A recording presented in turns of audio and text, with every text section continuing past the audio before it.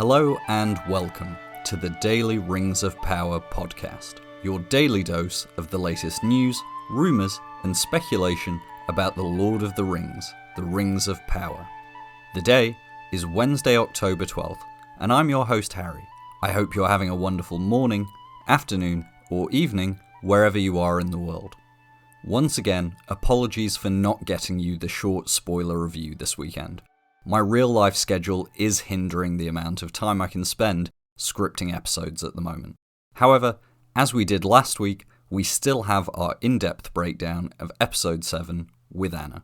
This was a slightly shorter discussion this week, as Anna had limited time to record, but I dedicated an extra half hour at the end of the episode to answer all the questions submitted by listeners, and I really hope you enjoy hearing my more detailed thoughts on those topics. In this week's breakdown, we discuss the falling action after last episode's explosive ending. We dive into the emotional core of certain characters' stories in this episode, including Elendil, Elrond, and Durin. We also look ahead to the season finale and discuss what's at stake for the show in order to stick the landing on its inaugural season. But before we get into the breakdown, we have to start the episode with a reading from the Professor's work. Today's reading comes from the Silmarillion of the Rings of Power and the Third Age. Elsewhere in Middle-earth there was peace for many years, yet the lands were for the most part savage and desolate, save only where the people of Beleriand came. Many elves dwelt there indeed, as they had dwelt through the countless years, wandering free in the wide lands far from the sea. But they were Avari, to whom the deeds of Beleriand were but a rumour, and Valinor only a distant name. And in the south and in the further east men multiplied, and most of them turned to evil, for Sauron was at work. Seeing the desolation of the world, Sauron said in his heart that the Valar, having overthrown Morgoth, had again forgotten Middle-earth, and his pride grew apace. He looked with hatred on the Eldar, and he feared the men of Númenor, who came back at whiles in their ships to the shores of Middle-earth.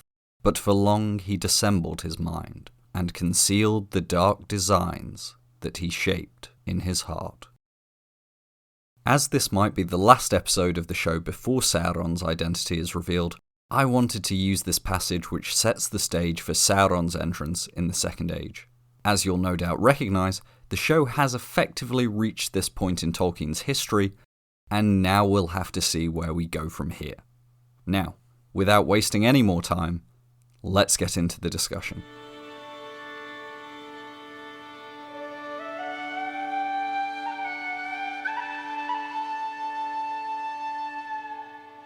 Okay, and we are back for our penultimate week, our second to last episode breakdown and discussion. It's sad times over here at the Daily Rings of Power podcast, but in happier news, I am as always joined by Anna, my LSR. Anna, how are you doing today? I'm doing great if I try not to think about the fact that this is our second to last Rings of Power discussion, which is just crazy. Yeah, it's a hard fact to deal with, but we are going to make the most of it by having, as always, a hopefully entertaining and fun discussion. Anna's riding high after winning a bet with me last week, and so I'm sure there'll be no small amount of gloating. Just fair warning for the listeners, this might be a slightly shorter discussion than usual. We have some time constraints for both of us recording today, but we are going to try and jam-pack it full. And as we asked for questions, any questions that myself and Anna don't get to, I will separately record answers to them after. You'll still get it in this same episode, but if you don't hear Anna for some of the answers, that's why. But we don't want to waste any time. And let's dive right into, Anna, obviously we came off the huge episode of episode 6, the battle, the explosion of Mount Doom. This one, a slightly quieter episode. Give me your overall thoughts, impressions on episode 7. I think up there with my favourite episodes already. We've discussed this previously, but I loved episode 3 and 4 that much that I think it had a little bit of a dip for me in my enjoyment as we went on, but this episode brought it right back up there, it was just amazing. I think it's very interesting because I was under the impression that most people were going to say, episode 6 was this amazing big battle, the drama, the explosions, everything like that. And And then I was kind of expecting people to say episode 7, not much happened, mainly dialogue, not a lot of plot progression. But I feel like what I've seen from most people is that this felt like a really nice companion piece. You know, it was like the dessert after the main course. It was very refreshing. And also, I think we had the return of the Harfoots, we had the return of Elrond and Durin. So having those multiple storylines back, people seem to enjoy it. And I think seeing the consequences for everything from episode 6 only lent it more weight. And I'm sure from your perspective, you were really tucking into some of the Elendil angst, some of the Galadriel character development. You know, there was a lot there, I know, from your perspective for your favorite characters. Yeah, there was a lot going on, and it was, like you said, it was a lot of the fallout, and I think I appreciated the quieter episode this week because, you know, last week was insane, and we know that next week is probably also going to be insane, so it feels like kind of a moment to breathe and just sit with the characters before, you know, they go through some sort of irreversible trauma at the end of the season. Yes, as if they hadn't suffered enough irreversible trauma already. Trauma on top of trauma, trauma plus, one might say. Yeah. So we've obviously got a lot of characters to talk about. And before we dive into those, I do just want to touch on something, and I'd love to get your thoughts on it. But one of the things I was most impressed with this episode, right from the opening shots of Galadriel waking up in the destroyed town, the shots of carnage, the victims, obviously, of the eruption and the fallout of that, and then later the scenes we got with Theo and Bronwyn in the tent with all the wounded soldiers and civilians, the scenes with Halbrand. For me, something that I really appreciated about this episode was that there is a tendency in fiction to glorify battle and then to skip over the effects and the trauma and the hurt and the wounds, whereas this for me felt very Tolkienian in that sense, that it very much didn't want us to bask in the glory of all the violence of last week. Instead, it wanted to show the impact. And even though the eruption of Mount Doom was this massive thing, in no way were we expected to continue that awe into this episode. It was more about the horror, I felt. Yeah, because I think they could have easily just have kind of cut away to one of the camps, you know, where everyone's healing from stuff. They could have easily done that, and the journey we went on, especially with Galadriel and Theo, taking us through the whole... And it was crazy because it was the Southlands, but it felt like completely alien, you know, taking us through the whole place. It was just completely tarnished. And I think that does go to show, like, they really showed the effects of everything that had happened. Like, it was a completely different place. Like, the people that come out of it different, you know, a lot of the characters. Yeah, it's interesting. I think in many ways this episode served as, if not the culmination, then the thesis statement behind their character arguments. And what I mean is that in many ways, when you look at Galadriel, when you look at Elendil, when you look at Theo and Bronwyn and Arondir, their character arcs weren't necessarily building to last episode. They were actually building to this episode. And we'll get into each one of those. And I think we have to start with Galadriel because, of course, we got the big bombshell that, in fact, no, I'm joking, I'm not going to say that.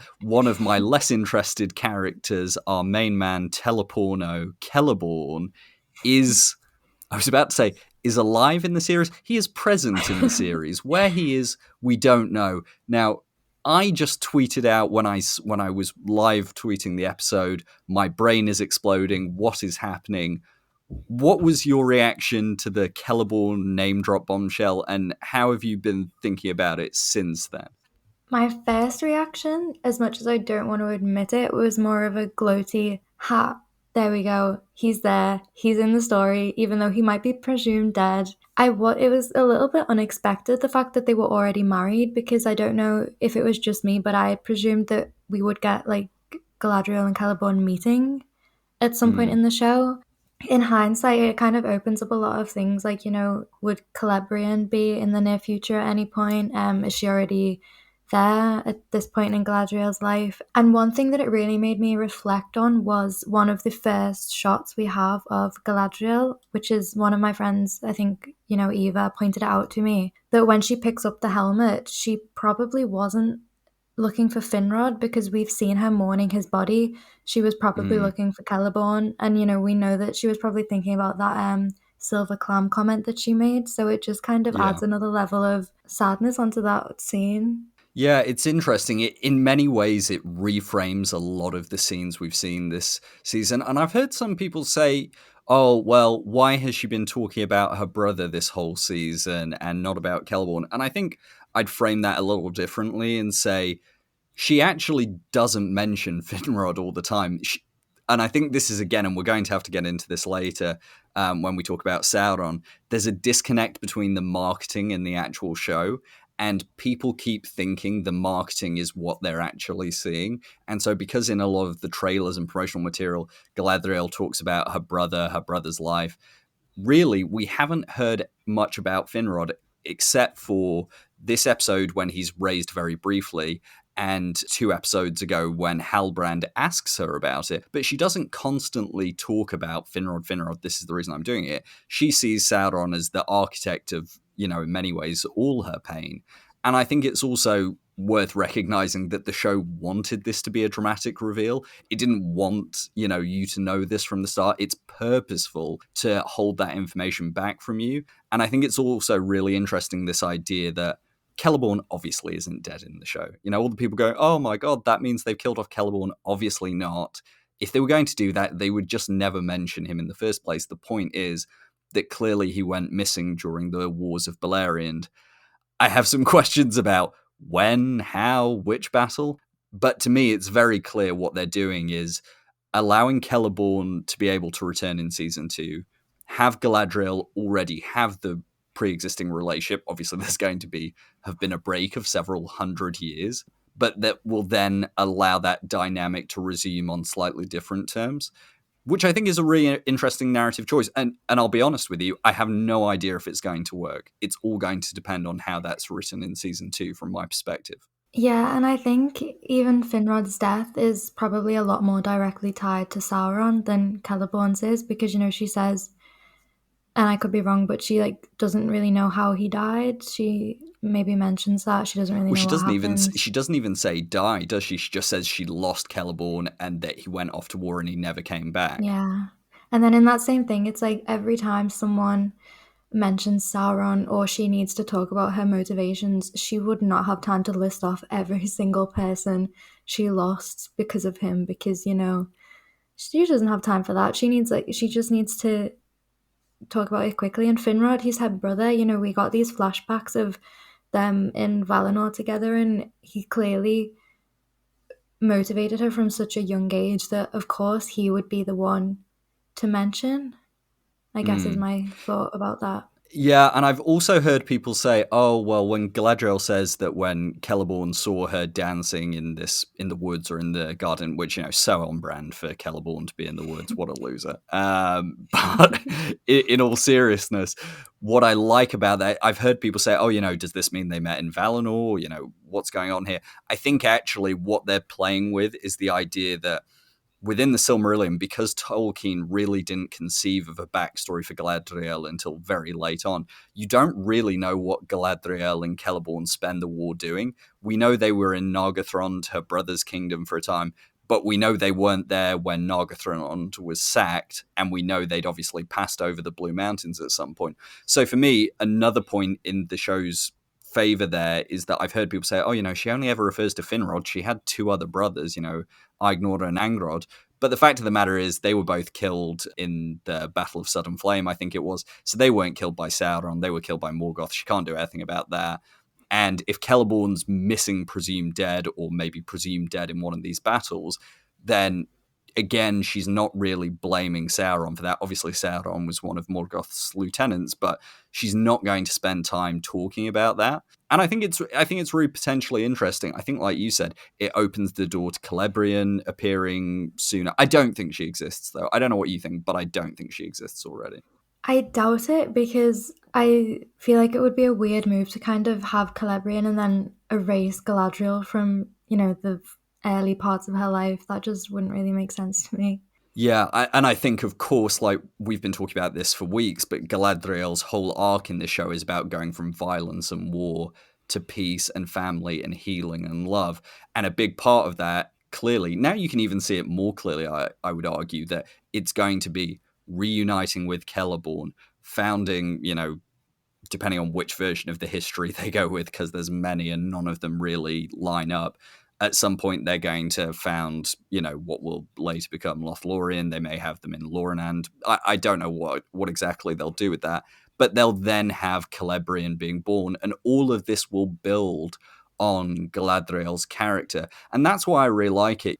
Do I like that Celeborn's missing presumed dead? I don't know. Again, it will depend how they write it. I could have equally seen them just having Celeborn appear later in Galadriel's life. But if they want to keep this version where Galadriel and Celeborn are married in the First Age, I don't hate the idea that this allows for more development of Galadriel, and then it allows Celeborn to play a bigger role in her healing. I quite like that. Yeah. And I like the story that they gave along with it, he saw her dancing and the kind of little silver clam anecdote. It just felt it was just a really small moment, but it gave so much to the relationship that we've literally seen nothing of. It put the weight behind it in a way. Yeah, and I know some people were saying, oh, they've given the whole saw her dancing in a field of flowers thing from Beren and Luthien to Galadriel and Celeborn. I mean, it's just a nice nod, isn't it? It's a nice little nod to other stories. I did like when Theo said, you dancing, which is funny because it's, I think, both within the show's canon where we've seen her fighting, but then also within the books, Galadriel's constantly this wise, she's the witch of the woods, she's all this. And so this idea of her being young and happy and all that, I think is really interesting. But yeah, I think it's unexpected. I don't know whether it's going to work well. Like I said, I think I'm fascinated to know how they bring him back in season 2. I've got to be honest, I don't really have any theories where he's going to have been, what he's going to have been doing. I don't know if you do. No, I'm glad that we got the mention, because I know we've kind of been circling around the will he, won't he? And he's here now, in a sense. I'm happy about it from a certain standpoint of I dislike another character, so that's why I had my gloaty moment when he was mentioned. Yeah, definitely. And listen, I expect we're either going to get he was captured for many years, or he journeyed further east than expected, or I don't. He may even have been wounded and has been with the Sylvan and Sindar elves in Greenwood the Great. Seeing as we got a Greenwood the Great mention, perhaps that's how they then start bringing in more of that Sylvan elf culture. That could work really well. But yeah, I think we'll have to wait and see. Transitioning from that, but still staying within the kind of Mordor storyline, I want to talk about Elendil and Isildur because, and I know you obviously want to talk about these two. For me, this was, some of the strongest, and obviously it was really Elendil's story rather than Isildur's this episode, but for me, this was some of the strongest but quietest acting we've had on the show. Very little dialogue, but really jam-packed full of emotions. Yeah, I wasn't expecting, Elendil's faith to be tested this early into the story. I thought it was going to be, a later season thing, but I think the way they did it was really incredible, and a lot of that does go down to Lloyd Owen. I know a lot of people have said that they didn't like the way it went, and I think that is very much from an audience standpoint, because we know that Isildur's fine. He's got the plot armor until the last season. He's fine. He's not dead. But what a lot of people aren't seeming to get is that this isn't something for the audience. This isn't something for our sake, like a fake out death for us to believe. It's something to propel Elendil's character arc forward, and that's exactly what it's done. Lloyd was just, his facial expressions in this episode were like haunting. He had that "where is my son" moment, and it's like you could just feel him question everything he'd put his entire life into, basically. And then the just immediate difference in the way he reacted to Galadriel. He wasn't disrespectful to her, but you could just feel the anger in everything he said, and it was such a stark contrast because it's Elendil, and he was the one who, pushed to believe her. He was the one who defended her at the start. He was the one who saved her, and to have him, kind of go back on that, it was a lot, and I'm really excited to see where that goes. I don't think we'll see any of that resolved until season 2 at least, so that'll be an interesting one. Yeah, I think you phrased it really well there, that in many ways, this was the next pinch point in what we've seen throughout the season, which is Elendil's battle with his faith versus his love for family versus his allegiance to Numenor. And what I really liked about it wasn't like he suddenly said, I hate all elves, I'm going to be one of the king's men, but he's just so overcome with all that emotion that then when he talks about Galadriel, and he says, I should have never rescued that elf, I should have left her in the sea. It's coming from a really personal place, and something I remember we talked about back all the way in episode 3 at that family dinner scene was the idea that the way the show is portraying the divide within Numenor is very much through a personal lens. What does it mean for characters to deal with this idea of mortality? And so I like that once again, it's not about Elendil having a philosophical idea in his head about the gift of Iluvatar and what this means for men versus what it means for elves. It's about him reckoning with what he thinks is the death of his son and saying, what have my actions provoked? What have my course of action by allying with the elves and by staying true to the old ways of Numenor? What has that provoked and what has that revealed for me? And so I love that there's that moment of heartbreak on his face when the horse comes around the tree and he sees it's Brego, and then he realizes it's not Isildur. It's just a very quiet moment.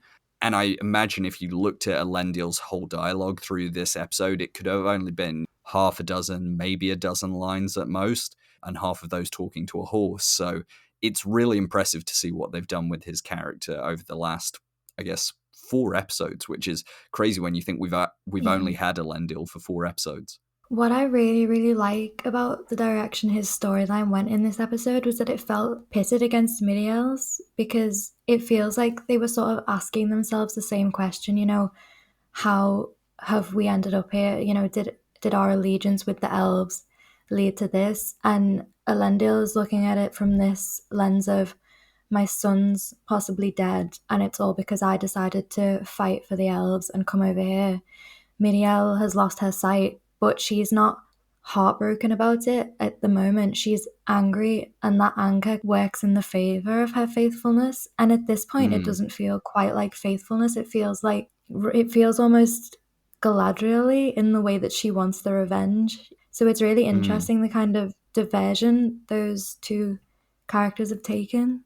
Yeah, I think for me, what works so well about Miriel's, and we actually had a question about this regarding her her last speech to Galadriel and Elendil and Bronwyn, where she invokes the name of her father, but she doesn't refer to him as Tar Palantir. She uses their Adunaic name, Inziladun.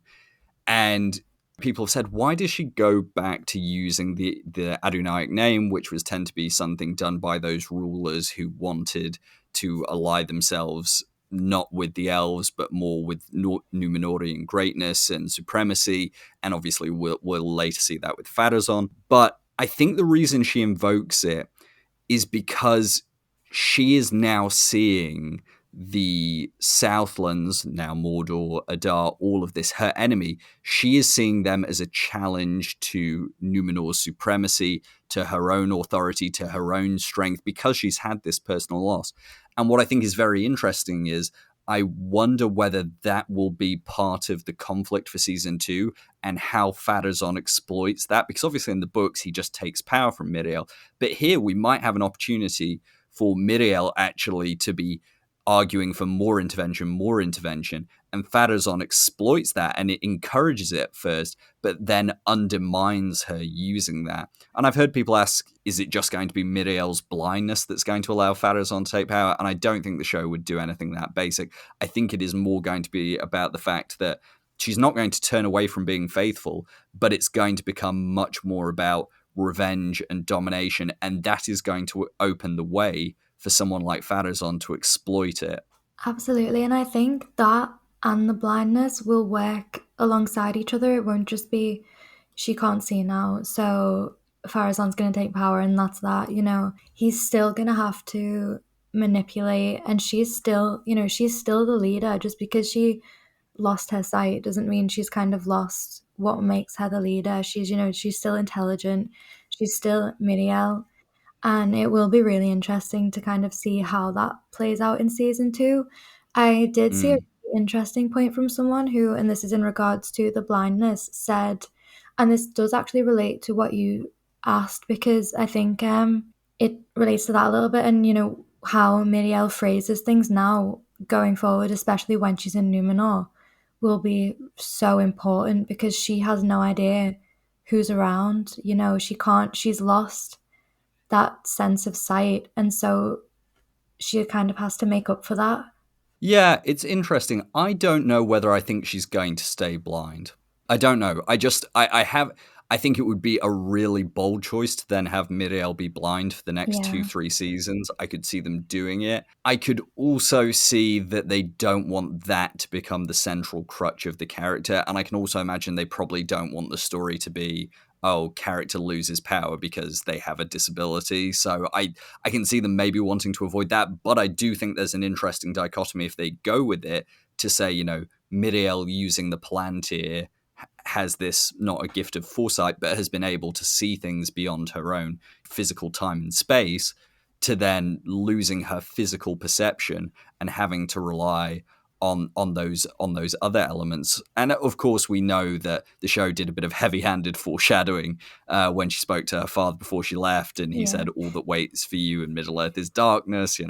Very good, well played. But something I do want to return to about Isildur and Elendil is that Arwen, whose handle is Durin's Line on Twitter, asked, do we think that Isildur will make it back to Numenor or before the end of this season, or do you think Elendil will go into season 2 assuming his son is dead and Isildur will be stranded in Middle-earth for at least the first part of season 2?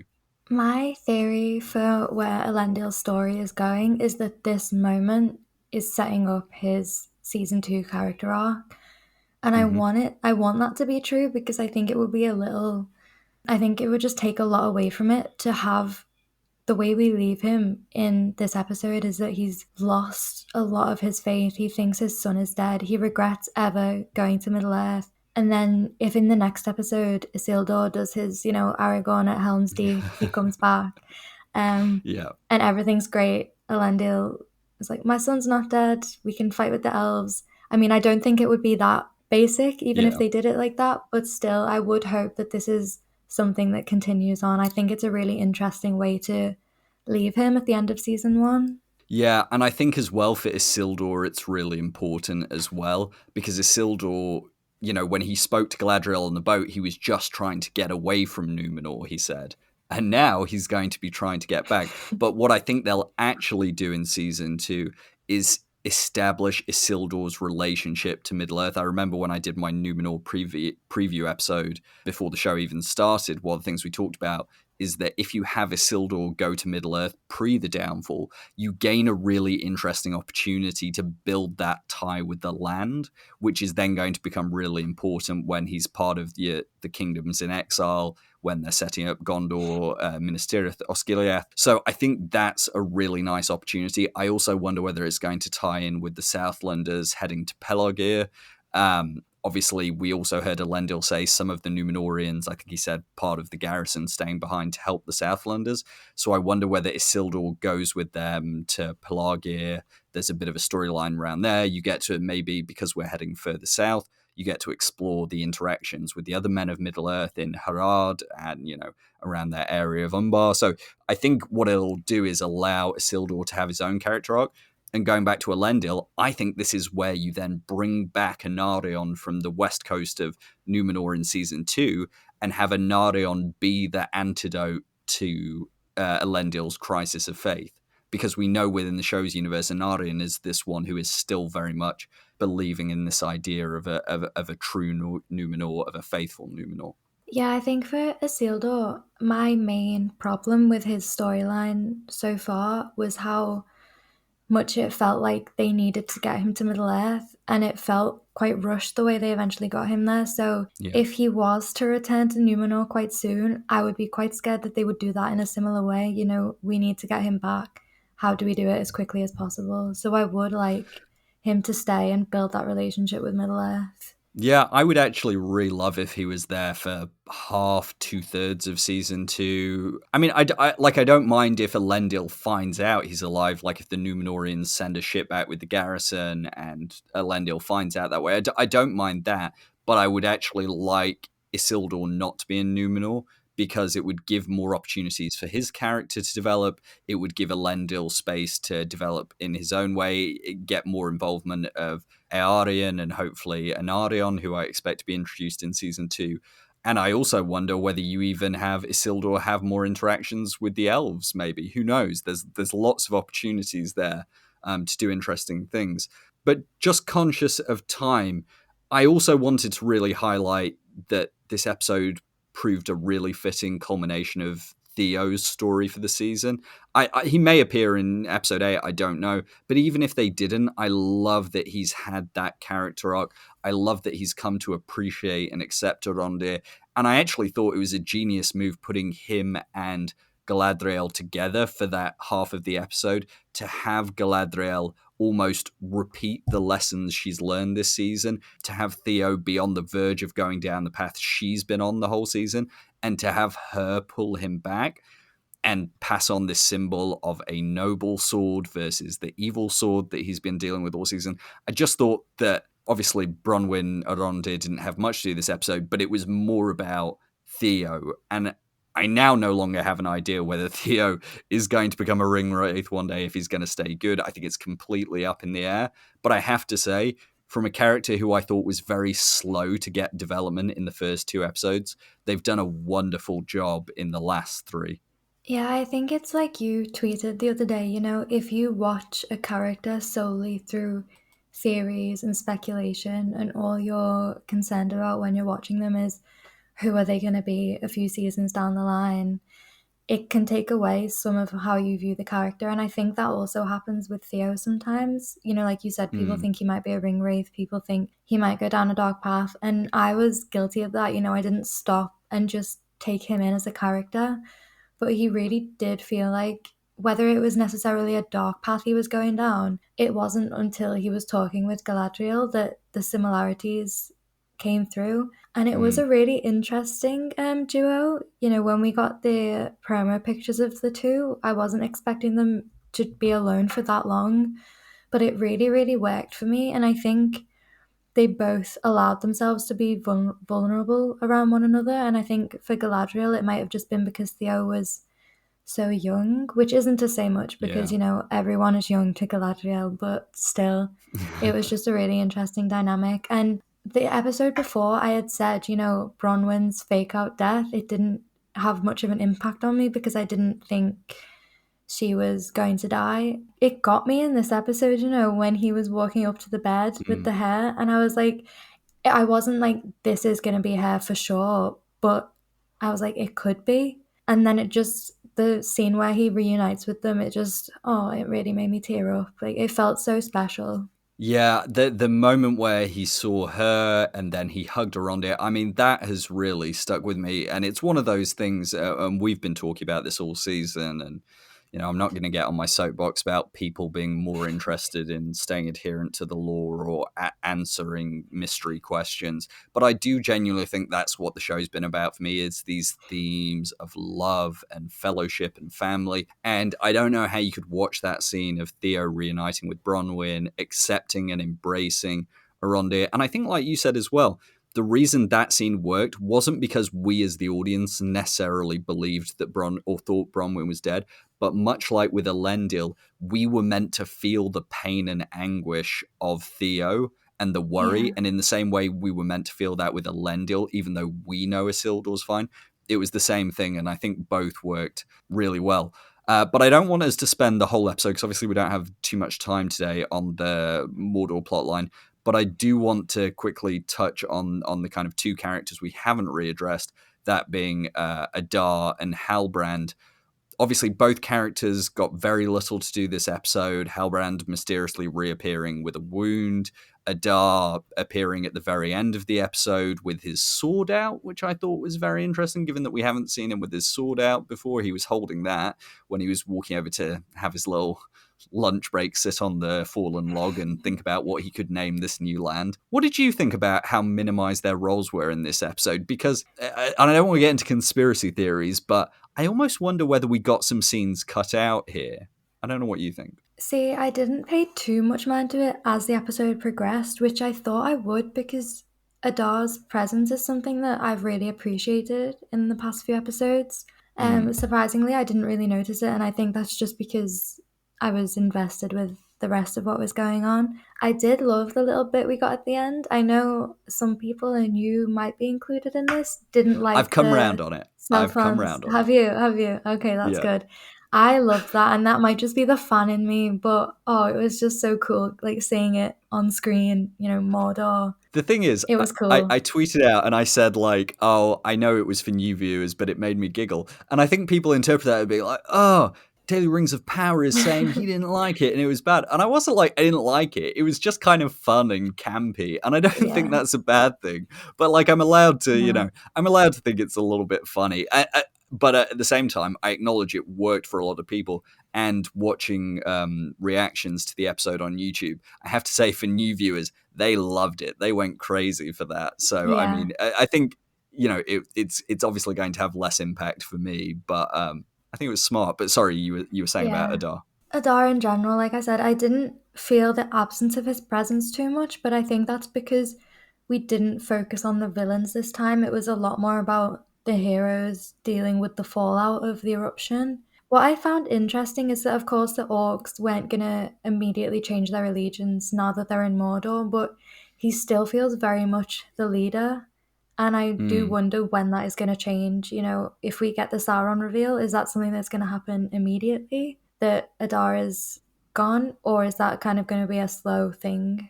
Yeah, I do have to wonder whether this is going to continue into season 2, and I honestly don't know. Maybe it will, maybe it won't. Maybe that's the last we see of Adar for the season. Maybe if we get a scene in the finale where Sauron turns up and kills Adar, and then he takes over. But would that feel a little anticlimactic? I'm not sure.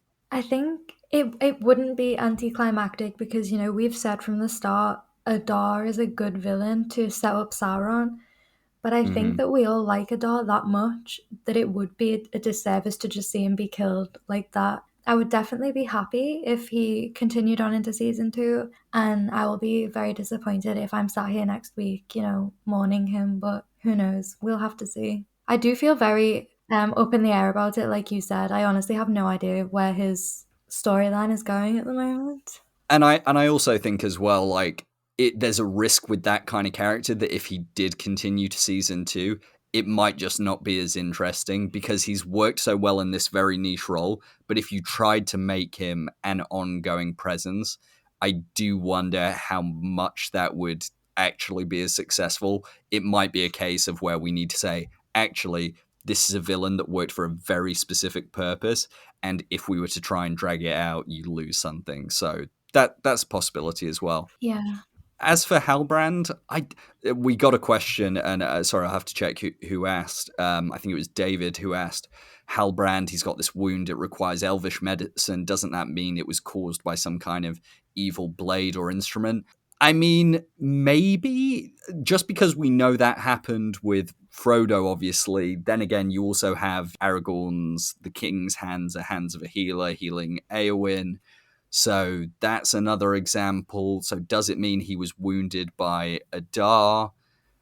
If that is the case, I assume we're going to get a flashback at some point in episode 8, which would be weird for me. I think the more likely alternative from my perspective is that he got wounded by some shrapnel or whatever, or even just an orc, and then the wound has festered and turned, and it's beyond the skills of human healers. Listen, if it turns out that we get a flashback and he had a duel with Adar, it'll be weird, but I wouldn't hate it. Yeah, that's one thing that wouldn't really make sense to me if we kind of left Adar here, is his and Halbrand's relationship feels very unanswered. To set that up and then leave it until season 2 to give us the answer, it doesn't feel very thought out. I think the only other way you get around that is have Adar tell Galadriel what happened with Adar. Like that, because she obviously told him last episode to leave it behind. Get Halbrand to tell her. Yeah, sorry, get Halbrand to tell I was Galadriel really what had happened with confused. Gar. Yeah, and so in that way he can let go of the pain. But again, and we're not going to get into it because we talked about it on last week's episode, and I've talked about it on Twitter that I have no energy anymore to talk about like is Halbrand Sauron or not. I think Halbrand's been a Yeah. fantastic character this season, regardless of whether he's Sauron or not. He's had a very interesting character arc. He's brought things out of Galadriel, which I think are really important. And I think Charlie Vickers has done a fantastic job. So I know he's not your favorite character, but I've really enjoyed the multi-layered aspects of his character. You know what? I did say I would give him the benefit of the doubt this week, and I don't know whether it was the Caliborn mention we got early or the fact that he was in it for about 5 minutes. He didn't irritate me this episode, and I have to admit, hands up, I have been guilty of the thing that we discussed on Twitter the other day. I didn't enjoy his character that much from the start, but I fell victim very quickly to the watching him through the lens of I don't want him to be Sauron and I don't want him Yeah. to be a love interest, and that very very quickly dissipated a lot of the interest I could have had in his character. So I think eventually I need to do a rewatch and just let go of all my inhibitions surrounding him and just give him like a proper chance. Yeah, and maybe we can return to this in a future episode. Maybe we haven't got much time, so maybe we'll talk about this last week. But I think Halbrand, if you just consider him for what he is, and who knows, maybe I won't be able to do this because it'll turn out he's Sauron. But if he is just what he is, I think there's a really interesting story there about Tolkien's larger themes of men battling with darkness, battling with their destiny. So yeah, we'll have to wait till next week, but I think that's really interesting. Okay, we've got a couple more topics we obviously want to talk about. Other big storyline we got this week, I think, was the dwarves and Elrond and Durin. And I mean, yeah, I don't know how long we're actually going to spend on this because otherwise it's just going to be me and you cooing over Robert Aramayo and Owain Arthur. But I mean, Anna, what would you like to say about this, which isn't just distinct sobbing noises? The amount of times that Owain Arthur made me cry during that episode is criminal. Every single scene he was in, I was in tears for some reason or Mm. another. I say this every time we discuss them, but Robert and Owain and Sophia, they just play off each other so, so well. And I think for a Mm. lot of people, they're a definite highlight of the show. There's not a lot that I can say about them that hasn't already been, preached. They're just incredible. So they have me sold. And you know what? I think I might have to say something controversial. Okay. It might just be because the Rings of Power is my main focus at the moment, but I feel more invested in their friendship right now than I do with Legolas and Gimli in terms of a dwarf elven friendship. 100% agree. Like, don't get me wrong, Legolas and Gimli's relationship is very unique, very special. Obviously, it has its basis in the canon of Tolkien.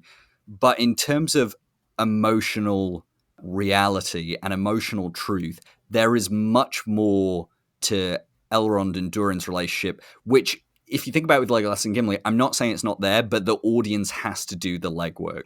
The audience has to read Yeah. into that. And to a certain extent, the audience has to bring their own headcanons. And I'm not saying that's a bad thing. Love to everyone who loves kind of delving into headcanons. We all do it. But it's hard not to look at Elrond and Durin. Just that scene of them in the cavern. Let's forget their goodbye for a second. Let's forget Durin's conversation with his father or with Disa.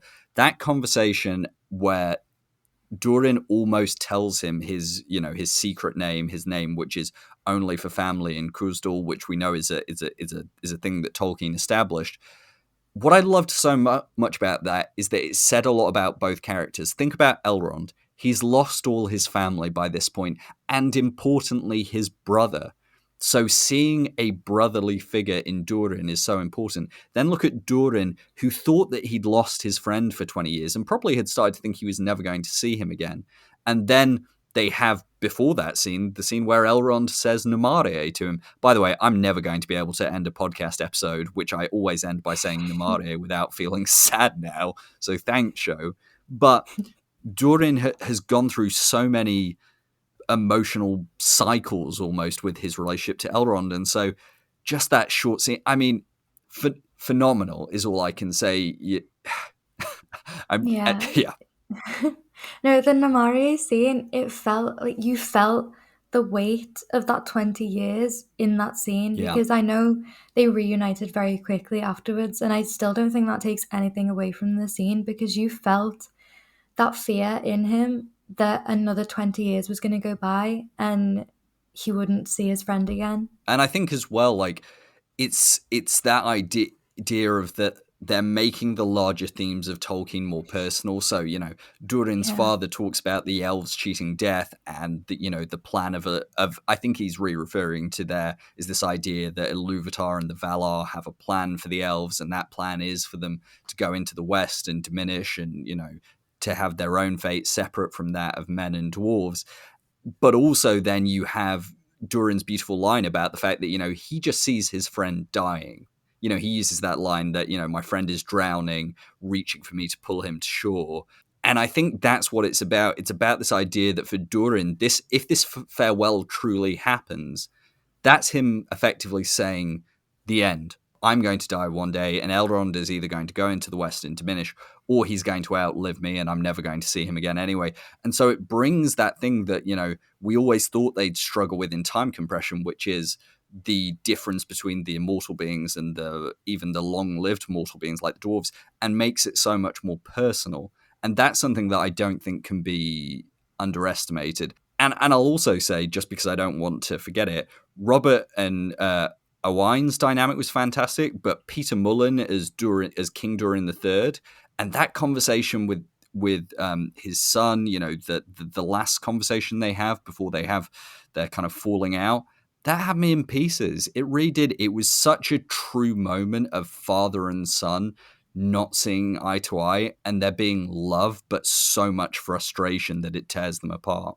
Yeah, and I know that we're obviously seeing a lot more of it from young Durin's perspective. We've had all this backstory with Elrond, but at the same time, you can see why Elder Durin, and I'm sorry, I've completely forgotten the numbers that are supposed to go along with them, so I'm going to be unprofessional and just say old and young. The king's the third, the prince is the fourth. Okay, so, you know, you can, as much as it might be hard to accept, you can see why he doesn't want to mind the Mithril, especially because, you know... he's right, isn't he? Yeah, you know, in an earlier episode, we had the mine collapses, the Pleat of the Rocks, everything like that. And, you know, we can't not mention it. They delve into the Mithril cave, a leaf falls down, and who wakes up? Yeah, I think the Balrog is... Do you know what's funny? And I'm going to tweet out the clip of this if I can find it, but the very first podcast I ever appeared on was when I guested on the Watch Party podcast, Watch Party Lord of the Rings, and we were doing a podcast about the trailer we just got at San Diego Comic-Con, where we'd first seen the shot of the leaf falling, and when we'd first seen the Balrog. And I kid you not, I will post this on Twitter, but I predicted that scene to a T. I'm not joking. I have the gift of foresight. I predicted that it was going to be a leaf brought from Lindon. I predicted it was going to fall down the shaft. And I predicted we were going to follow it all the way down and then see the Balrog wake up. Now, I would also like to say, I hate that the Balrog rose up. It's my biggest complaint about the episode.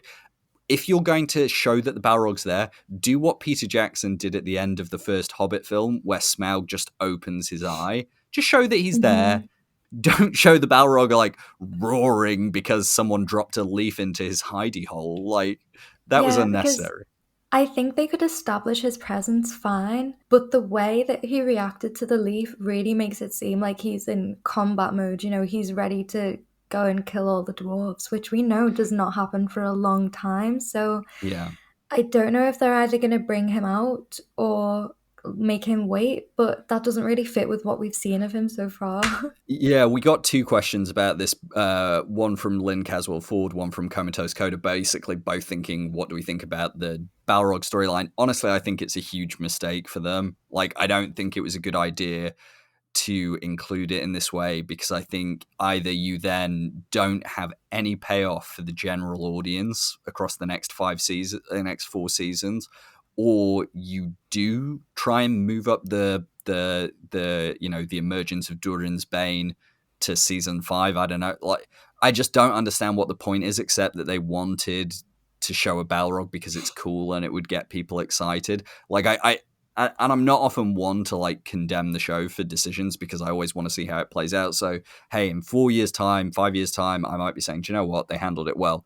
But my Yeah. biggest worry is that this was literally just a bit of pointless fan service that never gets a payoff, or if it does, it doesn't make sense. So yeah, I Yeah. didn't like that at all. I will say it looked amazing, kind of seeing the wings unfold, which if you think they do or don't have wings, that might have Who landed cares? with you, it might not have. But yeah, it feels very much like, one of the most iconic scenes from the Fellowship of the Ring is Gandalf's "You shall not pass" with the Balrog. Mm, So that's like an iconic image that a lot of people who maybe don't know as much about Tolkien are going to kind of latch onto, which is why I assumed it was put in the trailers to begin with. It's a Balrog that's going to get people talking. But yeah, if it's Durin's Bane, which probably I think they could have easily included an unnamed Balrog and just fit it in with some other storyline.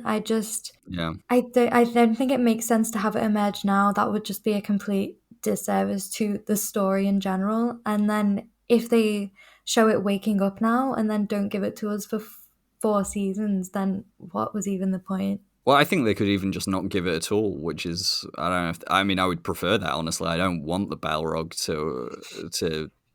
Anyway, I don't know. Like, it's just one of those things where I think, yes, it probably made people who haven't read the books happy seeing a Balrog, but they're probably still going to be thinking in 4 years' time, when's that going to come up?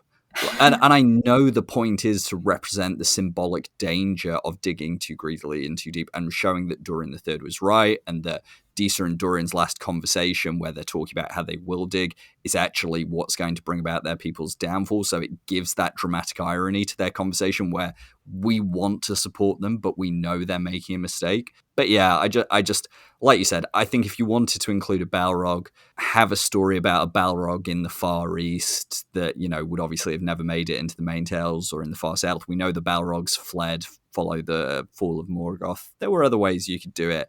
I just don't think this was a smart way to do it. But happy to be proved wrong as always. Quick question before we move on to the Hobbits and the Harfoots and Stranger, because obviously we need to cover that before the end. Do you think that's the last we'll see of the dwarves this season? Because I very much felt like that conversation with Durin and Disa was meant to be that season cap. That's where we'll leave them Yeah. until season 2. Especially with the kind of dramatic reveal of the Balrog, it feels like you can't just go back to the normalcy for one episode. What would be the point? But at the same time, I hope not, because that means maybe 2 years of no more content from them, which would be very upsetting. Yeah, who knows? Maybe we'll get, depending on what happens in Eregion, maybe we'll get one more scene with them, but I think we might be done. Okay, we are running close on time, so let's move to talking about Harfoots and the Stranger. Obviously, we got the scene we'd kind of been waiting for of the Grove, of the Stranger really reaching his breaking point with the Harfoots, or vice versa, I should say. And then that, once again, what I think of as a pinch point of the Mystics finally catching up with the Harfoots. Obviously, the culmination is the Mystics are in pursuit of the Stranger. The Harfoots have had their homes torched, and Nori, Poppy, Marigold, and Sadok are now in pursuit of the Stranger to try and warn him. What did you think about these scenes? What do you think about in terms of setting up for episode 8? Would love to get your thoughts on it. The first thing that I want to say is that Daniel Wayman and Breedy Sisson did so much with so little because, combined, I think Breedy didn't have any dialogue, but the Stranger has very limited dialogue so far. And, they've both given us such iconic roles almost. Her mystic was just absolutely terrifying without speaking a word. We felt the power behind it. And Daniel Wayman, I could just sing his praises every time he's on screen. It's like Yeah. we said, we do not care who the Stranger is anymore because the amount of love I feel for that character is just insane. I couldn't handle him being a villain just because of how connected I feel to him and to his relationship with the Harfoots, which I think has developed really, really well throughout this season. And I think it's started to come together now. When the Harfoots were first introduced, and I think we spoke about this in regards to their festival, people weren't very happy with them and how their lifestyle was portrayed. They felt like it was very a bit bleak, the way people were left behind. And I think we said, it's something that it's there for them to unlearn, it's not just there for them to never grow out of. And we're seeing this happen now, Sadok and Marigold. I know, not Marigold. Is it Malva? Oh, Malva, Something yeah. like that. Malva. Oh my God, I almost had it. So Sadok and Malva, they were very stickily at the start. They were sticking to the rules of the Harfoots, even if Sadok showed a little lenience when it came to Nori. They were very much, once someone's left behind, they're left behind. And to see them kind of unlearn that mindset, especially for someone who isn't one of the Harfoots, they're going after the stranger. I just think it's a really nice payoff for that development. Yeah. Listen, I love the scenes again. I was really glad to have the Harfoots back. I've loved them every scene. I quite literally don't understand people who don't enjoy their scenes. It's madness to me. Me neither. Respect your opinion, but can't understand it at all because it feels like some of the most Tolkienian content we get in the show. I also 100% agree with you on Daniel Wayman. I think I said a few episodes ago, so much of his acting is with his eyes and his face in general and his body language. And the way he looked at the Harfoots after he accidentally broke the tree, well, not accidentally, he was actually trying to help. The way he looked at Nori when she handed him that apple. There's so much tenderness in there. And the other person I want to shout out is Dylan Smith, who plays Largo, because that speech he gave about the nature of Harfoots and their courage and their love for one another was just, it moved me probably, despite the fact we had so many other moving scenes. That was the one that really got to my heart in a very warming sense. And he has been quietly delivering such strong performances throughout the season in very small ways, but he's one of those great father figures that you always want to see in fiction. And he also feels like someone who very much, and I tweet about this, fits into the tradition of Bilbo and Frodo and Sam, of these small hobbits with great courage and love for one another and this determination never to give up. And I just thought his little speech at the end, telling Nori that it is going to be all right to get on her feet, that was just, for me, it's one of those moments where, like, people can talk about the lore all they want every day, but I watched that scene and that is just pure Tolkien for me, every moment of it. Yeah, it's like you said, heart's bigger than our feet. That's kind of what he embodies to me. And I like the way that there wasn't some huge emotional scene with, him and Nori and everyone hugging afterwards. It was just, he said what he needed to say and it just quietly sat with everyone. Agreed. So obviously the aspect you mentioned, the mystics, we got more of them this episode. We definitely know they're pursuing him. We know they have some kind of magical abilities, what with Broody Sisson's character quenching that flame. What are your thoughts on them, whether it's theories or just overall ideas about what might be happening with that going into episode 8? I'm still very much torn on whether I think they're going to have a bigger role in the season or whether they're just going to be there to drive a certain plot. And what I mean by that is kind of the identity of Sauron, because in this latest promotional video, and this might be a spoiler for anyone who hasn't watched it, so click away if you don't like watching all the teasers and stuff. But we hear one of the mystics, I think, say, "You are Lord Sauron," which leads me to believe that they're saying it to the stranger once they've found him. And I'm hoping that it is a bit of a misdirect. I think that would be too on the nose for someone to find Sauron and say, "Hey, you're Sauron," and for that to be our reveal. I don't think they would be that with it. I don't know. So I don't know. I feel like I could see them going into season 2, but we'll have to see. We know that they're coming from the east. We know that they've come from Rhûn based on those interviews. What they want, I assume, is that they are cultists of Morgoth or cultists of Sauron. That line we hear in the promo about "You are Lord Sauron," I almost wonder, and I'm not saying it's impossible to stranger Sauron, I think it's very unlikely now. I would be hugely surprised. So if they do it, fair play to them for completely misdirecting me. But I imagine it might be similar to the moment in Two Towers where Aragorn, Legolas, and Gimli, come across Gandalf in Fangorn, and mistake him at first for Saruman.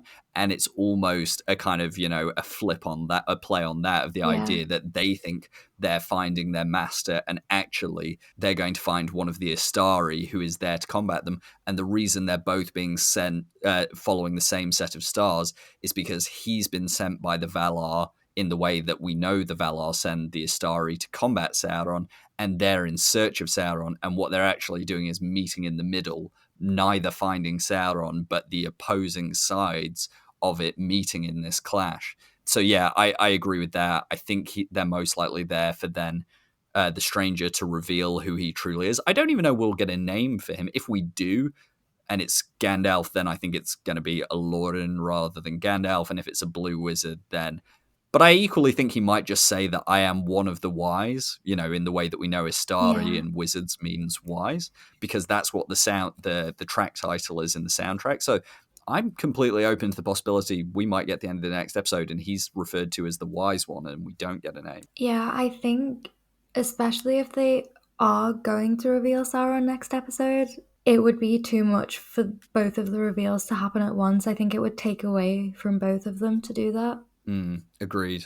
So as I said at the start, Anna doesn't have much time today, so we are going to go into our final thoughts, our ranking and review for the episode, and then we'll get Anna's kind of hopes and fears for episode 8. Anna, you said at the start you love this episode. It sounded like it was one of your favorites. What are you giving this in your scoring for episode 7? So my highest scoring at the moment is I think 9.5, which is what I gave episode 3 and 4. I think you might have given one a 9.75 because you were being over the top. I'm pretty sure that was you. Thank you very much. I've been sticking to my 0.5s. We'll check the tape. We'll check the tape. Yeah. So I'm going to stick with 9.5. I don't know if I have a standard where I'm kind of holding these two, but it feels definitely on par with 3 and 4. And when I judge my favorite episodes, there's not like one thing that puts them over the others for me. It's just the general feel I have, when I'm watching them. And so, yeah, I think 9.5 for that one. Yeah, for me, again, like this was as good as episode 6 for me. And I know I said that episode 6 was kind of my joint favorite alongside episode 2, and I think for very similar reasons I loved it. This was more like episode 2 for me. We had character development for Galadriel, we had Elrond and Durin's relationship at the forefront, we learned more about the Southlanders and their relationships, we had the horror tinged elements that we got in episode 2. So I think I would probably again give this episode a 9. The only points I'm really taking off here are the Balrog, which I didn't think works well. Mithril we didn't get into, and I'm still reserving judgment. And I will say, I don't necessarily think that we have been proven or shown that the Mithril is going to stop them is true. I think that might have been a misdirect. Yeah. But it was small things like that stopped it from being a perfect episode for me. But again, this was easily as good as episode 2 and 6 for me, which were my other two favorite episodes. So yeah, another 9 from me. And finally, Anna, obviously next week is the final episode, the finale, Finn of season 1. There's a lot resting on it. We haven't found out who Sauron is, which is apparently everyone's big guessing game. We don't know what's going to happen with Celebrimbor, with Gil-galad, with Galadriel, with Elrond, with the Mithril, with Adar, with Halbrand. There's a lot resting on this last episode to leave people feeling satisfied before our year and a half wait. What are you hoping for from your final episode, and what are your fears? You know what? It's like all the setting stones are in place for my favorite theory to be answered, because I'm pretty sure we're going back to Eregion. That just it sets the stage, for the Mithril to be tied into Anatar, which ties into him working behind the scenes in Eregion this whole time. We're going back there at the very last episode, and I don't know if I'm being too optimistic, but I really, really hope that that's because we are going to get that reveal that Anatar has been there the whole time. Yeah, again, everyone who's listening to us knows this is mine and yours favorite theory. We both hope for it to be true. I think there's still a good chance of it, especially because of the Mithril, especially because we've seen in the preview for episode 8, there's some forging happening. I actually don't think Halbrand going back... I mean, again, if he turns out to be Sauron Anatar, strange, but let's cross that bridge when we come to it. But I personally don't think Halbrand going back with her to Eregion is that final confirmation. I will literally need Halbrand to reveal himself as Sauron before I can get on board with it. And I'm not saying I'm going to hate it. I just want to know how it works. So yeah, obviously, you know me, I need more Celebrimbor.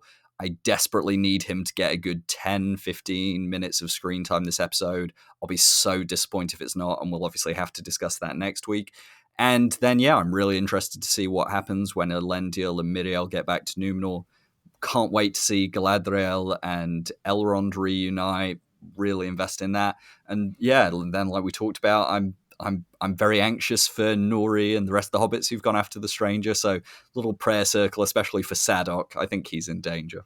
Yeah, you know, regardless of if we find anything more out about the stranger next episode, I feel like we're in quite a good place to neatly wrap up the Harfoot storyline, at least if they find him. You know, we might not see him going back with them, but I think we're going to get that, like a reunion of sorts, and Yes. see the other Harfoots accepting him, perhaps. But yeah, there's a lot riding on this episode, and one of my main concerns is, and I know we spoke about this the other day, is that, and I think T with Tolkien pointed this out to me, a lot of the marketing for the final episode has been about Sauron's reveal, and I think they've put a lot of pressure on themselves, and it doesn't work for me, that kind of every single thing being, you know, like, who is he, who is Sauron going to be? It makes me very nervous. Yeah, I'll say this. I agree with T. I think we all agree on this, that the marketing has wandered between being very good and utterly bizarre at times. You know, I often think about how clever the Hands posters were. I think that was a stroke of genius. The complete opposite of having 12 promos where someone says you are Sauron and then shows 6 different characters, and you know, evil will reveal itself. Like, I think evil's revealed itself. Mount Doom's blown up. We get it, Amazon. Yeah. But I will say in my previous career, I worked in marketing for 4 years, and it's no shade to anyone who works in marketing, but all I'll say is a lot of stupid ideas get put through marketing campaigns, and I will admit a lot of them get budget and get actioned on and get executed. And I can imagine that the showrunners probably aren't that happy with some of the marketing decisions, but again, this is why you have to separate the marketing. And I'll say a lot of people have said, oh, why have they done this if they don't want viewers to think this? All I'll say is try and remember that you, just like myself, just like many of us, are chronically online and you are watching every promo. I go and talk to my family or friends who are watching this show. They don't think any of these things because they're not there analyzing a 15-second promo. They're not there pausing frames on a trailer. You know, you have to separate the two, and you can't go around, which has really frustrated me this week, people saying, but they've made who's Sauron into the big mystery box. The show hasn't. I'm sorry, I will argue this to death. The show's plot, the show's dialogue, has never asked who is Sauron. It is occasionally asked where is Sauron, but more importantly, Galadriel's trying to stop Sauron. She doesn't think he's like some Where's Wally puzzle who's hiding in plain sight. So anyway, a little rant over. Anna, I know you have to go now, but as I promised to listeners, I will carry on answering questions. So don't switch off when Anna leaves. I promise I'll answer your questions. But Anna, thank you once again for joining me. And of course, what would you like to leave with our viewers as they enter the last few days before the finale of Rings of Power Season 1? It's very sad that we're at the end of this. You know, it feels like we've only just been given the first promo. You know, I remember when the hand posters first dropped and we all went crazy, you know, trying to analyze who everyone was. I can't believe that was I think it might have been February or early this year, which is absolutely crazy that we're one episode away from the end now. But yeah, thank you to everyone who's been listening to these. They've been really fun to make. And thank you to Harry for having me on to talk about my thoughts. You know, it's really nice just to have somewhere to discuss each episode. And you know, I hope that I'm still on Twitter and that we're still friends and that I still know everyone when season 2 drops, because it would be great to experience that with everyone too. Yeah, very bold of you to assume you'll be getting asked back for season 2, but I mean, it's good to have dreams for yourself. But no, I of course joke, and I don't know why we're saying this like this is our final episode. I know, yeah, I really just did that like it was my final outro. Yeah. I was going to say, if you think I might not ask you back to come on the odd episode during the off-season, spoiler alert for anyone listening, I'm going to keep making podcasts during the off-season. Well, then, you are always welcome here, Anna, at this point. As I said, Anna, unfortunately, cannot stay for the full 2 hours today, but has graciously given us 70 minutes of her time. So please, everyone, send a thank you to Anna in the comments for making time for this in a busy schedule. And Anna, I can't wait to see you next week and talk more about this. I could, depending on if the episodes meets our expectations or not. I'm nervous, but we'll talk next week. We will. See. Okay. That was not a very positive note to leave it on. I'm really sorry about that. Yeah. Anna, say something that you're excited for. Elendil being a little bit more happy. Okay, well, that was a very on-brand Anna statement, so you can go now. I think that's all our listeners need.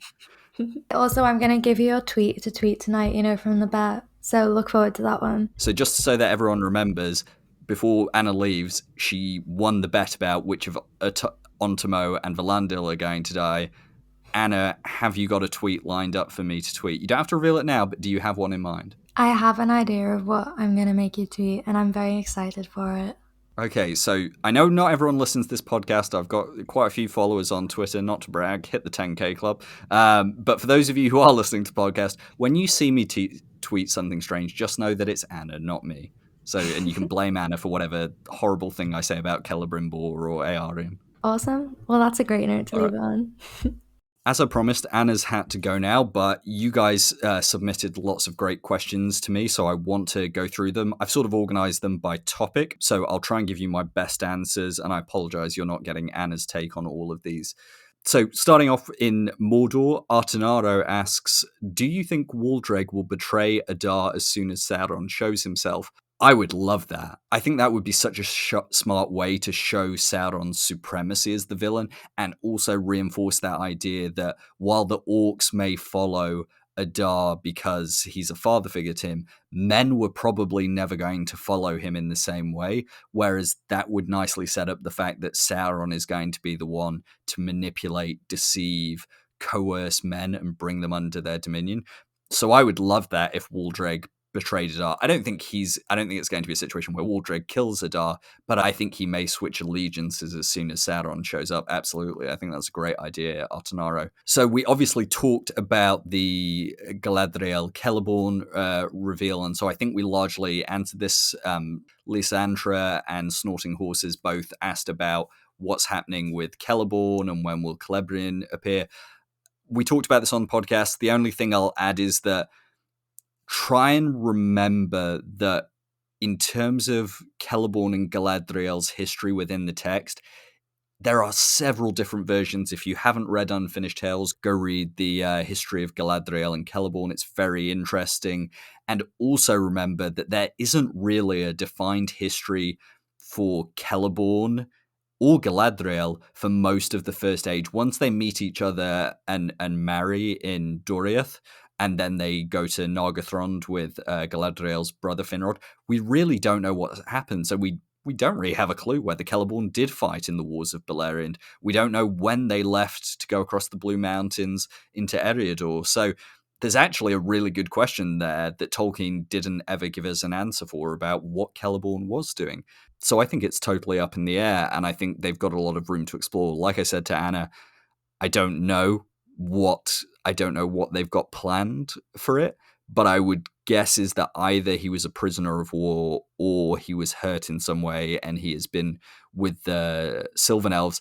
And maybe there's even a question of whether did Celeborn think Galadriel was dead as well? I would love that if they both thought each other had died during the First Age. There would be a real tragic loss of time that they had together. So I would love that. And as for when Celebrian will appear, I think she's still probably another couple of seasons away. I would be very surprised if Celebrian is born before season 3 or 4. The fact of the matter is, and I know this might disappoint some people, Elrond and Celebrian marry in the Third Age. So I don't think we're going to get that romance between Elrond and Celebrian. I think she'll be born within the timeline of the show, and maybe Elrond will even meet her. But again, does the show want to deal with Elrond meeting a small child elf that he'll then later go on to marry? Now, I don't have a problem with it. Obviously, elves are immortal, but for your general audience, it might come across a bit weird. So something to consider. David asked about Halbrand, his injury, needing elvish medicine, what might have caused it. As we discussed, I don't think I have a solid idea.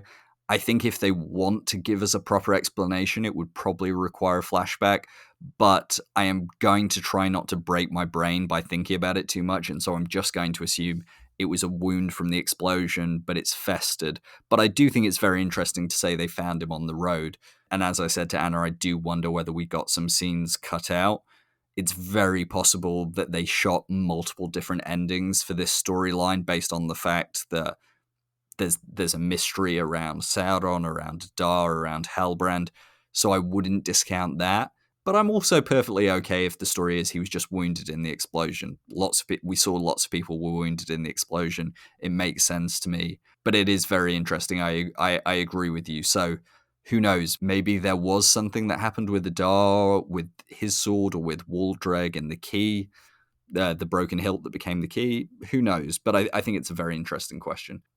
Jay Wardell, I think we answered your questions about Isildur, what he's going to be doing. Miriel's blindness, we also addressed. Again, I think the most interesting question there is, does Miriel stay blind for the next 3-4 seasons, depending on how they do the timeline? I don't think she will, but it would be a really bold move if they did. Arwen Duran's Line's question about, do we think Elendil's going to think Isildur's dead for the foreseeable future? I do think we're going to go into season 2 with Elendil thinking Isildur's dead. I think it's really interesting if they go that route, and as Anna said, I'd be disappointed if we don't give that storyline time to breathe, and I think it opens up so many possibilities to have Isildur be not stranded in Middle-earth, but to have spent time there, to have his own growth outside his father's shadow, which I think we can all agree has been one of the key elements of this first season, is Isildur trying to find his purpose, his destiny, and find it in relation to his father, who he respects, but he perhaps sees the world differently than. So I think that would be really interesting as well, the contrast of Anarion in the west of Numenor, Elendil in the capital, and then Isildur in Middle-earth. I think it opens up lots of interesting possibilities. The higher geometer, your question about Miriel's use of the Adunaic name for her father rather than the Quenya name, so in Zilladun rather than Tar Palantir. I agree with you. I don't think it was about concern about who was listening. I think it was that channeling of a dominant and a kind of almost Numenor supremacy attitude. I think it was about her embracing the idea of Numenor as supreme and powerful and something to be feared. And I think what it's also doing is planting the idea in the viewers' minds that even Miriel is still torn in two between her faithful side and her desire to see Numenor be great and stand on its own. And again, it allows the show to not have the Miriel Pharazôn dynamic be so binary. It allows Miriel to be tempted by this idea of Numenor being a realm to dominate all others, and it allows Pharazôn's rise to involve much more interplay with Miriel rather than a simple seizure of power, which I've always said I think is more interesting. Moving on to Bronwyn, Arondir, and Theo, Tayana Byers, who obviously returning listener and questioner. Lovely to have a question from you once again, Tayana. What if Theo is a descendant of the true king, meaning that Halbrand is not the king and maybe he's faking it or something happened to the real king? Will Theo become one of the 9 Nazgul or keep to the light? As I said to Anna, I'm still very much 50-50 on this one. I think his arc this season has been about battling that darkness, but I think just because he accepts the sword from Galadriel at the end, and just because he makes a pivot towards the light in that moment, does not mean that his journey's done. And I still think it's very possible that losing Bronwyn, losing Arondir, having his people struggle now that they've lost their home and they're refugees, that could all really affect him. That could still put him at risk of one day falling under Sauron's influence and being one of the ringwraiths. But I also think, I know people have talked about Halbrand one day becoming the king of the dead, the king of the mountain who breaks his oath to Isildur. I wouldn't hate if that's also Theo's arc, because think about it. He lost his home when the Númenóreans came and tried to fight darkness. What if over the next 3 seasons, 4 seasons, he manages to build a home? He becomes a leader within his people. He becomes a king in his own right, and he finds a way to keep them safe. And so then when Isildur asks them to come and fight at the Battle of the Last Alliance and the Siege of Barad-dûr, he says no, because he has gone from having his people lose their home to have them save their home. And now he wants to keep his people safe. And this could be something that they could start laying the groundwork for if Isildur goes with the refugees to Pelargir, and then you have that budding sense of friendship with Isildur, of maybe respecting Isildur, as one day seeing him as a leader he could swear an oath to. I think that would be really interesting. So yeah, I could see it going either way, but I like that we're ending the season not knowing, because for me, I know people complain about mystery boxes. That's not a mystery box. That's just a character development being multi-layered and leaving room in the future. So I really like it. Okay, Jay Wardell with another question. When Bronwyn gets to Pelargir, will it be mostly empty like she seems to expect, or will it be a bustling black Númenórean port city? So first, let's tackle what we mean by that for any listeners who don't know. Within the canon of the books, the Black Númenóreans were members of the King's Men. So these were Númenóreans who felt that Númenor should break away from the Valar and the Eldar, and then became loyal to Pharazôn, obviously at the end of Númenor's arc. And the Black Númenóreans were members of the King's Men who had made settlements in Middle-earth prior to the downfall. So think of places like Umbar, where we later hear of the Corsairs of Umbar, other places in the kind of south of Gondor area, heading towards Harad. This is where we then get the establishment of these colonies of men who fall prey to Sauron. Now they only get known as Black Númenóreans after the fall of Númenor, so it wouldn't be strictly right to call them that at this stage.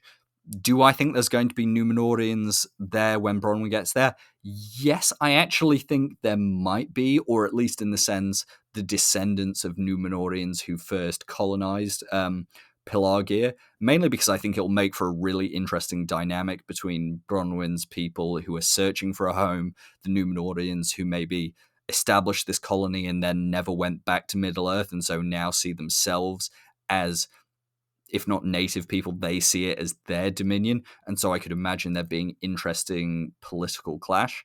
If it was empty, it would be really interesting, and I would love the idea of the Southlanders almost rebuilding and rehabilitating this abandoned city, this sign that Númenor had abandoned its friendship of Middle-earth. But I think I do like the idea more that it still exists as a remnant of Númenor's early expansionism and colonialism. I don't know whether it's going to be bustling, but I would expect it to have people there. But who knows? We could be proved wrong. We could be proved right. Very excited to see what they do with that. Okay, moving on to The Stranger and the Mystics. Both Dank Ferrick and Murderous Bearskin Rug asked about the Mystics. Want to hear our opinions about it. Obviously, Anna and I talked about this a little bit, but we didn't have much time. Again, I think the evidence is all still pointing me. We know from interviews with the Rings of Power producer, Lindsay Weber, that the Mystics have come from Rhûn. We know that they're very much evoking the aesthetic and vibe of cultists of Morgoth and later cultists of Sauron. We also know that they have the same constellation symbol as the Stranger. Now, Murderous Bearskin Rogue asks which Valar sent the 3 creepy cultists to hunt down amnesic Sauron. Now, I know obviously you're being a bit tongue-in-cheek there, and you're going with the reading that the Stranger is Sauron. Again, I'm not saying it's impossible. I just don't think it's very likely, given what we've seen from the Stranger so far. I think the Stranger much more comes across to me as a character with immense power, but he wants to do things for good. And I think also that what we should think about, that if anyone's being sent by the Valar, heading from west to east, it is more likely to be the Stranger. You know, in Tolkien's compass points of doom, the west always represents the light, the east, the darkness. So if the Valar was sending anyone, it would come from the west. I don't think it's likely that these cultists which have come from the east, I don't know if it's very likely if they would be coming from the Valar. Now, maybe I'm wrong. Maybe they are followers of another blue wizard. If you want to go with the theory that the Stranger is one of the blue wizards and the other one might already be here, and these three are here to reunite the two or are working for the other blue wizard. I like that theory. I think that's really cool. But I think we've very much been given the impression this episode that they are evil, they are bad. Because if you think they're sent by the Valar, it's very worrisome to me that they're burning the homes of the Harfoots for no real reason. For me, that's the moment where you go, okay, whatever we thought beforehand, even if you want to go with looks fair and seems foul, or looks foul and seems fair, you know, the old Tolkien dichotomy with Strider and Frodo's whole commentary on that, I still think that moment where you see them burn the Harfoots' home is where you go, okay, yeah, they're evil, they're bad. We don't need to question that. As for what I think they want, I think they might think he's Sauron. We're certainly led to believe that from the promotional material. But then again, maybe they don't think he is Sauron. Maybe they think he was sent there to fight Sauron, and they're there to, you know, prevent that. Again, I very much see this being as a clashing of purposes, and the Stranger thinks he's searching for something and they think they're searching for something, but they're not actually searching for each other. They're both perhaps searching for Sauron, but the Stranger's searching to find Sauron to stop him, and the Mystics think that the Stranger is Sauron, and they're going to meet at cross purposes, and I think we're going to have a pretty epic fight, would be my guess. But who knows, in 2-3 days' time, maybe I'll be proved wrong. Okay, moving on to our last few questions. Lynn Caswell Ford and Comatose Coda both asked about the Mithril and Balrog plotline. So I'll tackle each of these questions separately. Lynn asked about, you know, what developments do we see from the Mithril Balrog plotline? It seems he's already been disturbed. Is it symbolically safe to dig the ore for virtuous, altruistic reasons and never greed? No, I think the point Tolkien makes is that the greed causes them to dig deeper, to wish for more wealth, to lust after riches. I don't think it matters why you're digging. It's the fact that the greed causes the digging that is the point Tolkien's making when he says that what the Rings of Power did to the dwarves was enable their greatest desires, in the same way that for men it was the desire to live forever, and then you have the wraithing process. For the elves, the Rings of Power were there to preserve, and that's why they do what they do. So no, I don't think it is symbolically safe. I think the fact Durin and Disa think it's a good reason is important, but as I said to Anna, I think it's in many ways the dramatic irony that in this moment they do have a virtuous and altruistic reason to dig for Mithril, but it's not going to matter because when they actually do, that's what's going to cause their downfall.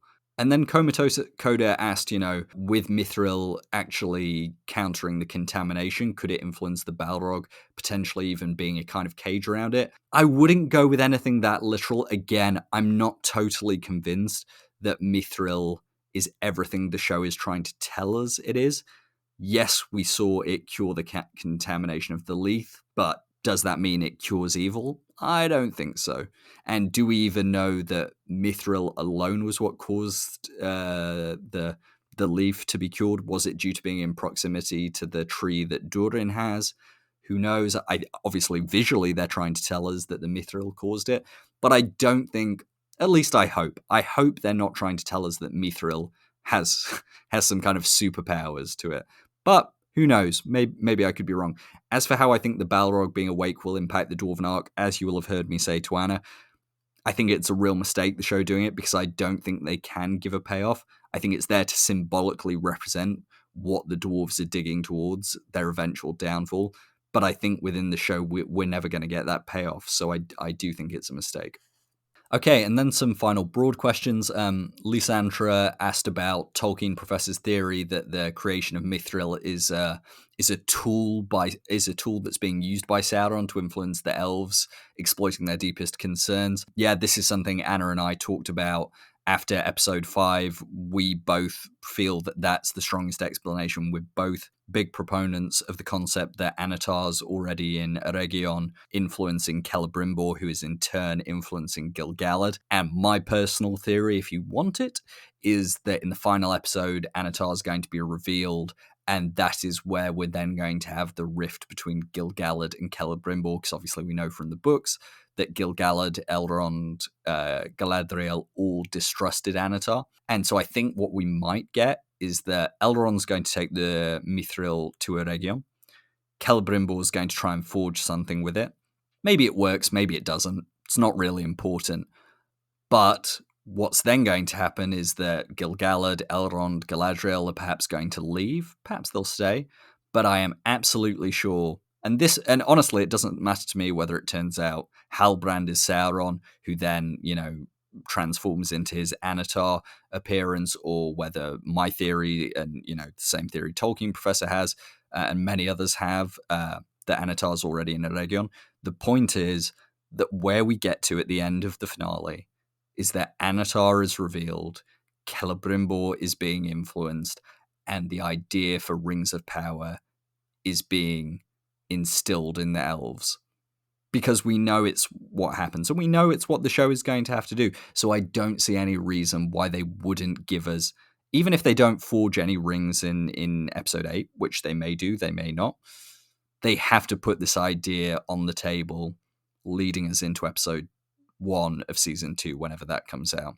Because season 1 was about setting up the stakes, but season 2 is then going to be showing why the stakes were so important, and what's going to go wrong when the rings are created, and what's going to happen with Anatar influencing Celebrimbor, with everything happening in Mordor and the Southlands, with everything happening in Númenor. This season was very much setting up the stakes, as the showrunners have already said, but you have to end the season by showing where we're going. And so that's why I'm absolutely sure that Anatar, Sauron, whatever form he's going to come in, like I said, I don't mind if he's Halbrand. I just want a bit more explanation if he is Halbrand. But in whichever form he comes, I am absolutely sure the end of episode 8 results in Sauron in Eregion. 100% sure of it. And if I'm wrong, then don't tell Anna and come back and laugh at me next week. Julian Invictus asks, would love to hear your thoughts on how far each character has come from their first appearance and how they've changed over the course of the season. To be honest, that is a big question which I can't answer right at the end of the episode.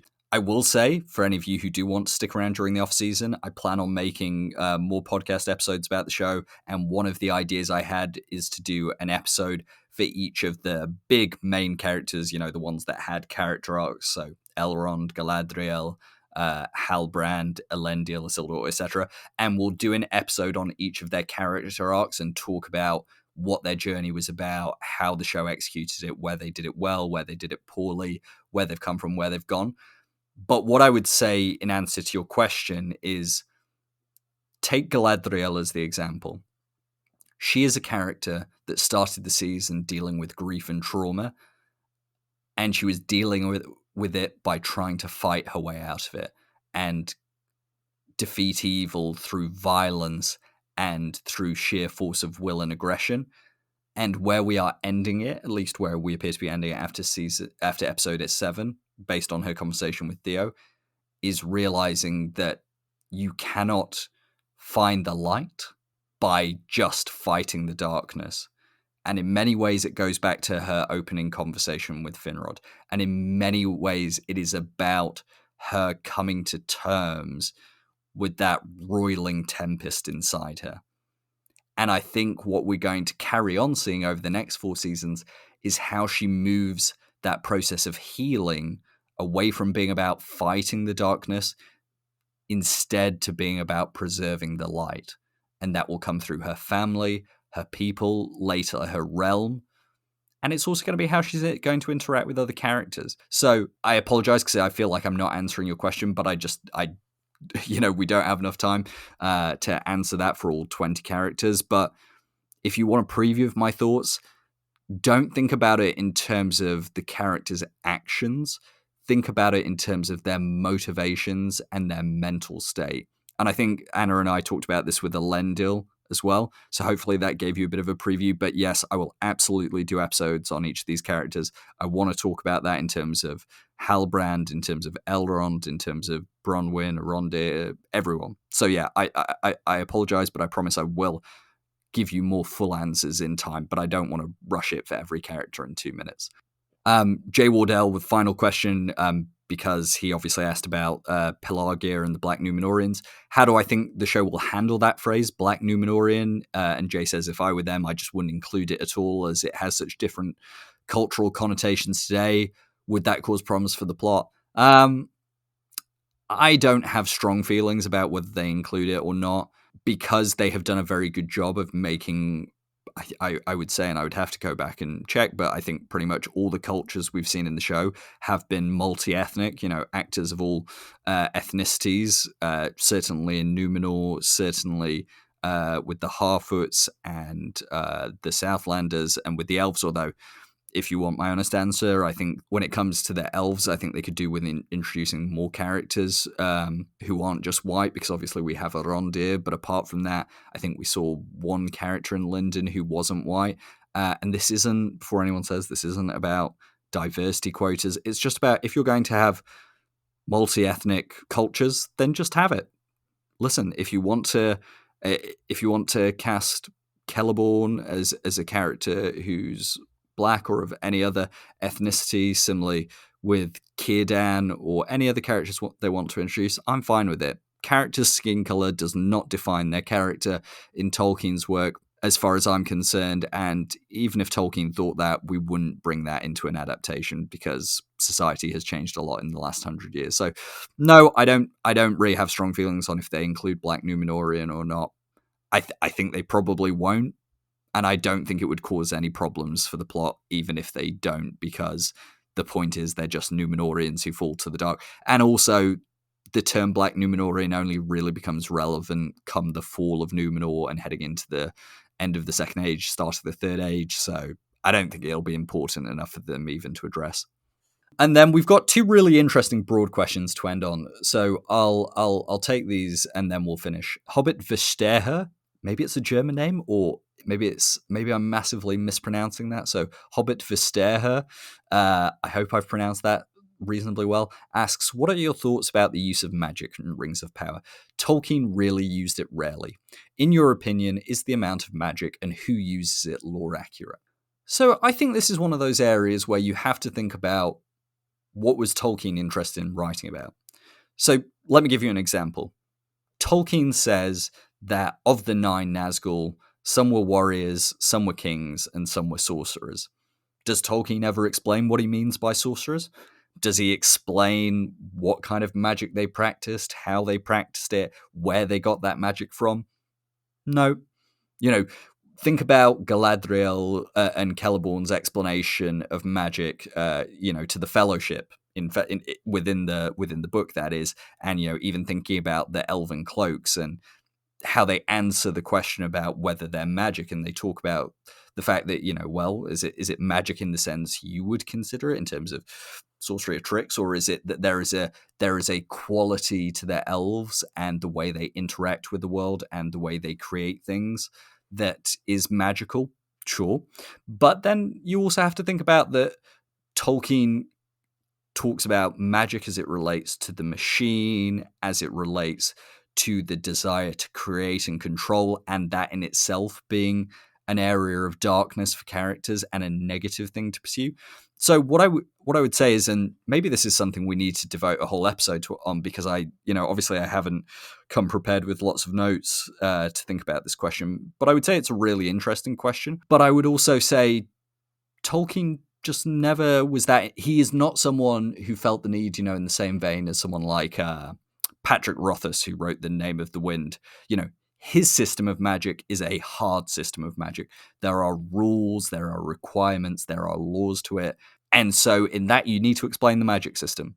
But Tolkien has a soft magic system, and there's, what are the aspects of magic? Well, you could say song is an aspect of magic. Think about Luthien. Think about Finrod and Sauron. Song is definitely an aspect of magic.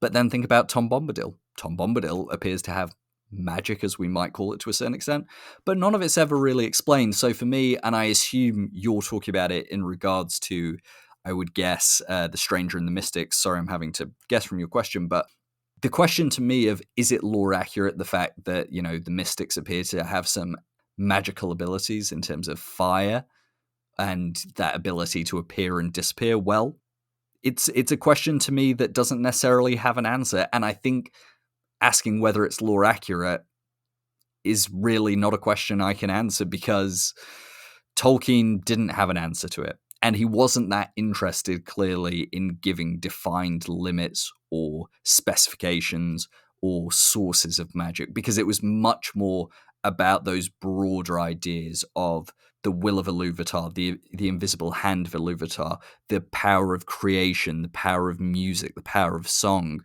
So magic is a much more loosely defined thing. So do I have a problem with it? No. Is it lore accurate? Honestly, my answer would be no idea. Am I all for seeing more examples of sorcery, necromancy, witchcraft, wizardry within Tolkien adaptations? Absolutely, because for me, fantasy and magic go hand in hand. Now, we don't need Peter Jackson's Two Towers extended edition of Saruman flinging a fireball at Gandalf when they're actually meant to be having a war of words. But if you want to show two beings of immense power using magic, well, there's precedent for it. So we'll have to see how they handle it in episode 8, is what I say. But no, personally, I have no problems with it. I think arguing about lore accuracy is very difficult, and I think the show should feel free to explore it creatively, as long as they don't turn it into people dueling with magic spells every season. Then I think I don't have a problem. But I'd be really interested to hear your guys' views, so let me know in the comments. And then finally, Sophia asks, how much do you think the leaks have affected people's theorizing or affected the way people have been trying to make sense of the choices showrunners have been making? So I first have to say, I never read any of the leaks outside of the Fellowship of Fans ones, and Fellowship of Fans were very good about keeping leaks which would be absolute spoilers. They wouldn't release spoilers that said, oh, X character is Sauron or this is that. Occasionally they did things like where they said that they'd had a rumor from inside production that Adar was Galadriel's brother, but they even framed that by saying, this isn't 100% certain. So I've heard that there were leaks out there about Halbrand. I've heard there were leaks out there about the plotline with Adar and Mordor. I've heard all about this.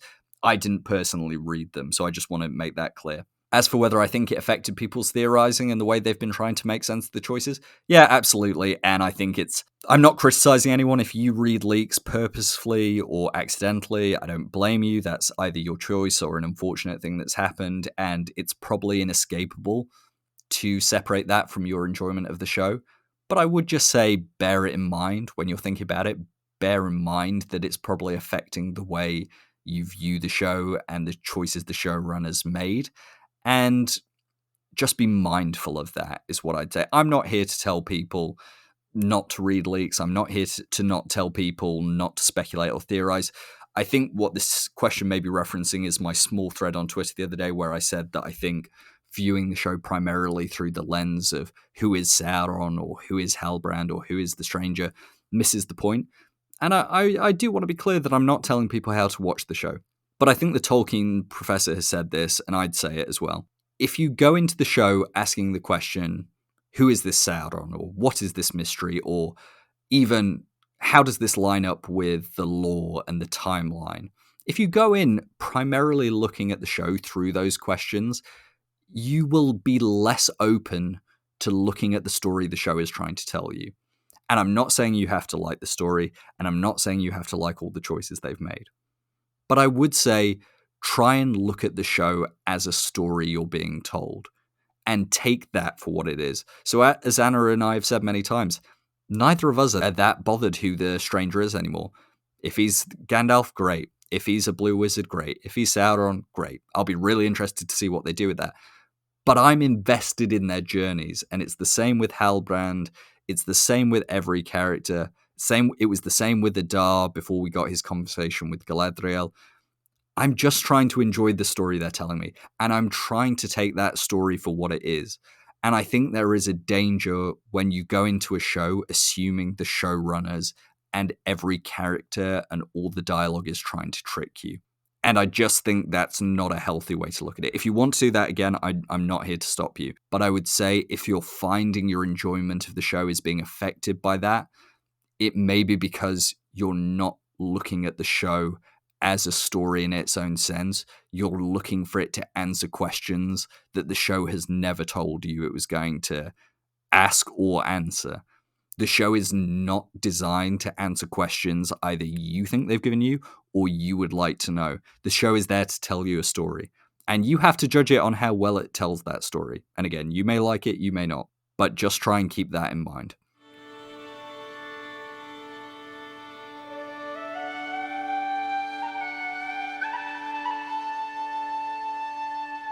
I hope you all enjoyed that last segment of myself answering questions alone. I had great fun thinking about the questions you all posed, and it allowed me to elaborate on some of the topics we didn't have time to properly unravel during the discussion. A big thank you once again to Anna for joining me to break down this week's episode. I hope you all enjoyed listening to it as much as we did recording.